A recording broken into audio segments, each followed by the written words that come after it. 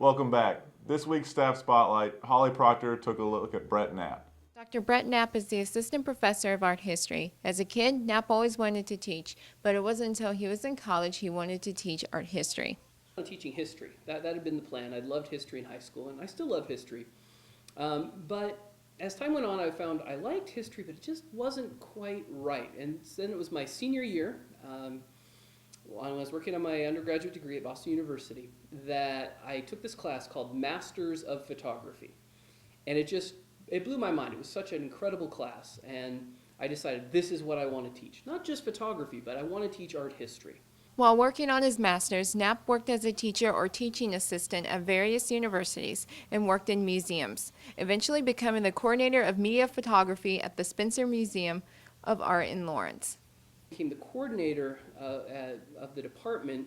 I got a lot more responsibility. I was able to bring in some photographs. I actually got to purchase things for the collection. I put together more shows, and I had pretty much leeway how I wanted to put together shows, which was really nice. I also had the opportunity of putting up a show on Gordon Parks that happened to be up when he died, and so then I ended up being the media go-to guy. So I was actually on the local news and newspapers and local NPR, which was not fun. But I had a lot of good opportunities there. I really enjoyed working there. It was always meant to be temporary. It was always just while I was working on my degree, and I was always going to get back to teaching. But in 1997, a colleague recommended Knappe to apply for the art history position at Baker. once I applied, I met with the department and got to know them, and that's how I ended up here. Not only does Knappe teach art history, he's also the faculty advisor for the Baker Art Club. It's funny because when I originally was doing it, I thought, oh, I just, you meet with the students a couple times a month and that'd be the end of it. But it's been a lot more than that. It's been really fun watching the students learn, grow. The students that originally had no interest in becoming an art history major or minor or a studio major or minor changed their course of study. They end up taking different courses because of art club. And so it's been a great experience. I've really enjoyed it. During the last 2 years, there has been an increase of majors for the art department. Knappe said one of the goals the art department has is to get art back to be one of the top majors. We brought in 14 new freshmen last year. My understanding is that is a record in the last decade or more. In terms of art history, when I arrived, there were 2 majors. There's now 8, and so that's just in 2 years. I hope to keep growing as well. I think the growth is wonderful. As you could probably tell, I love art history and studio, and so I think it's a logical field to grow. It's something that really, it speaks to our time. It's a good way of analyzing a difficult world, is to see the kind of art being produced, both in the past and in the present.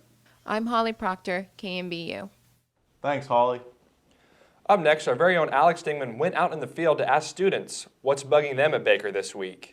Alex Dingman here for the What's Bugging Ya segment, and this week really my brain is a little fried, and so I can't really think of anything too good, so I'm going to go around campus and ask some students and some faculty what's bugging them.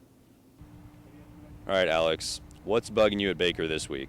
I'd have to say teachers not posting any of our grades, and I really don't know where I stand in any class, and it's really annoying. I hate that.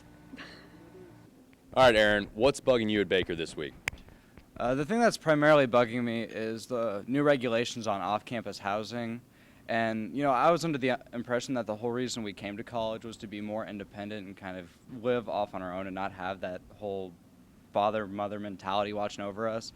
But then they put regulations on younger students that if we live off campus, we lose most of our scholarships. And for people like me, without those scholarships, I can't even stay here. But I would still like to live off campus by myself to kind of get that experience, and now I'm forced to not be able to do that. Well, thanks, Aaron. I guess basically go Greek. Yep. All right, Martin, what is bugging you this week, man?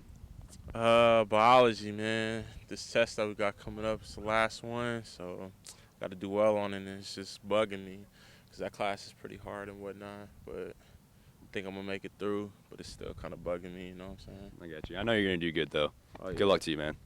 All right, Andrew, what's bugging you at Baker this week? When people interrupt me when I'm trying to eat. Sorry about that. What is bugging you this week at Baker? This week I'm especially disturbed about the fact that the semester is not long enough and that we definitely need another 2, maybe 3 weeks of classes before summer can begin, because we have a lot of things that we really need to do, very important things. Well, then we'll pass that word along to the students, see how they feel about it. I think I would like to know. Awesome. Thank you. You're welcome. All right, Sarah, what's bugging you at Baker this week? Well, I'm a senior and about ready to graduate, so I'm having a hard time finding a job. It's understandable. All right, Kevin, I know you're a very busy man. Thanks for stopping here for a second to talk to us, but what's bugging you this week at Baker? Well, I shouldn't say it's really bugging me, but the fact that it's gorgeous outside and that I'm working on Dan Harris's video that's going to be played at his roast when I could be outside enjoying the weather, even playing a round of golf. I'm sitting inside working for you, Dan. Wow, that's upsetting. Thank you, Kevin. All right, Norma, what, if anything, is bugging you at Baker this week? Nothing is bugging me at Baker this week. Nothing ever bothers you, huh, Norma? Nothing ever bothers me. That's good to hear. I love Baker. I love the students. Thanks, Norma. You're welcome. All right, Pat, what is bugging you this week? Well, what's bugging me is people who come up to cameras and want to ask me questions that I don't know how to answer. That's what's bugging me.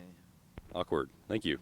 Well, that's what's bugging people this week at Baker. Back to you. Stay tuned. We're going to take a quick commercial break. Up next is sports. Hello and welcome to the sports segment of Orangeline. I'm Chris Smith alongside Alex Dingman here at beautiful Liston Stadium. Finally got some good weather, Ding. Oh, absolutely. You know, the heat is out here right now, but hasn't necessarily translated to better success on the diamonds, but track-wise, both teams really heating up. Absolutely. They won the Central Methodist meet last week, had tons of winners. In this most recent weekend, went to the most prestigious meet in Kansas and probably the Midwest area outside of maybe the Drake Relays, and that is the Kansas Relays. Of course, Maurice Green and some Olympians all competed there, and now so too have our Baker Wildcats. One major highlight, the men's 4x400 meter team, Aaron Hannon and company ran a 48 split, really a tremendous race for them, made it all the way to the final, so congratulations to those guys.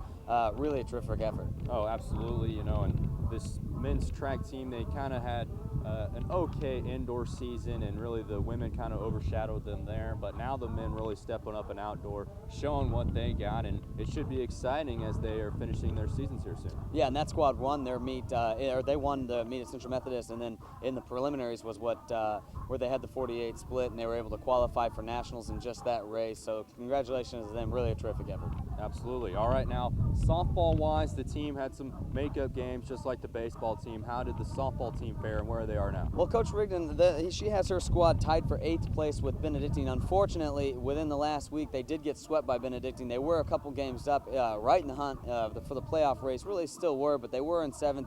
Dropped down to 8th with this last week, but I will give you a quick recap. Split with Lindenwood, who is near the top of the conference. They were in 2nd coming in and had some great pitching by Amanda Phelps. Katie Worley hit really well this past week, and then did get that sweep 7-0, 8-0 loss to Benedictine up in Atchison. So that was a rough result, but then they were able to rebound and split with Graceland, winning one game 6-4, and then losing the second game 13-2. Still pitching has been an issue for the Baker softball team. Not a whole lot of depth, but Phelps has been extremely dominant on the mound, put up a good ERA under 4 for the entire season. So congratulations to the softball team. They still are in the hunt. Make sure you stay with them. They've got a couple road games here coming up to end the season before postseason play starts. Oh yeah, definitely go out and check out the softball and the baseball teams, because it's fun just to go out and watch them, and now it's actually getting warm weather now, so it's even extra benefit to go out there and check them out. And the baseball team, they went 2-6 last week. I was hoping with the better weather it would come, you know, maybe with some better bats and pitching as well for the Baker team, but they had those makeup games. They split one with Benedictine, lost a couple one against them. Avalo split with them, and then they lost to Lindenwood too last week as well, a couple. So now 11 games over 500, also 8th in conference like the softball team. So the baseball team has slipped a little bit, but at least they have an easy game with KU this week to kind of try to get their minds right a little bit before they go back into conference play. Well, and that will be an easy one. Kansas University is just now ranked number 24 in the nation for Division I, so we're looking forward to that. That will be a fun one. That is going on tonight. We will have some information on that next week when you guys tune back into us. That's all for us now. Chris Smith. Enjoy the weather. Alex Dingman. See you later. Thanks for that, Alex and Chris. Well, that's going to wrap up this week's show. I'm Zach Rocky. And I'm Justin Hauser. And we'd like to congratulate all the media students who won an award this week at the KACP Awards in Hutchinson, Kansas. We'll see you guys next week.